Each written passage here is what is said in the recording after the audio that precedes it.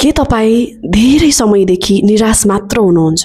जुन चिजले तपाईँलाई खुसी बनाउँथ्यो त्यो चिजले आजभोलि तपाईँलाई खुसी बनाउँदैन?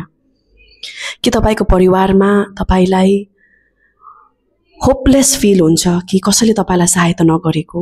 तपाईँ एक्लो महसुस हुन्छ कि तपाईँलाई म त एक्लै बस्छु, मलाई कसैसँग बोल्नु मन लाग्दैन, यस्तो तपाईँले महसुस गर्नुभएको छ?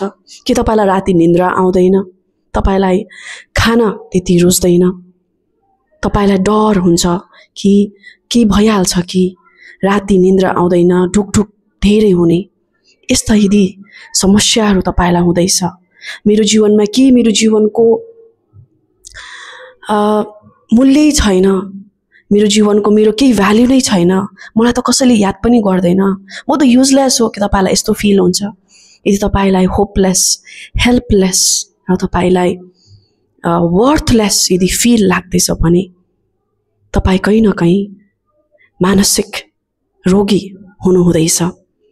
तपाईहरूलाई आज विश्व मानसिक स्वास्थ्य जनचेतना दिवसमा, वर्ल्ड मेन्टल हेल्थ अवेरनेस डेमा म तपाईहरु हरेक जनालाई भन्न चाहन्छु, जसरी बेसी खोर्सानी खाँदाखेरि हाम्रो पेट पोल्छ, त्यसरी नै जब हामी बिमारी हुन्छौं, त्यसरी नै जब हामी हाम्रो मानसिक तनावमा हामी लामो समयसम्म पर्दछौं, हामी मानसिक रोगी पनि हुँदछौं।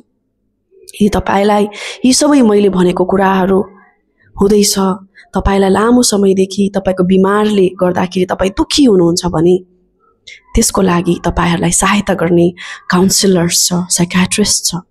तपाईले नहिचकिचाई, जसरी भुँडी दुख्दा डाक्टर खोज्नुहुन्छ, त्यसरी नै तपाईलाई निन्द्रा नआउँदा, तपाई निराश लामो समयदेखि दुखी भएको छ भने पनि तपाईले यसको लागि सहायता माग्न नहिचकिचाउनुहोस्, किनभने सहायता माग्नु नै कुनै चीजको सल्युसनमा हामी खोजिरहेको हौं। कुनै बिमारले गर्दा तपाईलाई सताएको छ भने जब तपाईले सहायता माग्नुहुन्छ, तब नै त्यो बिमार जाति हुनुको पहिलो शिखरमा तपाई हुनुहुन्छ। सो आज तपाईले आजको रातिसम्ममा, बेलुकासम्ममा, जबसम्म म सुत्दिन, म तपाईहरुलाई मेरो काम सकिसकेपछि सानो सानो कुरा भन्न चाहन्छु।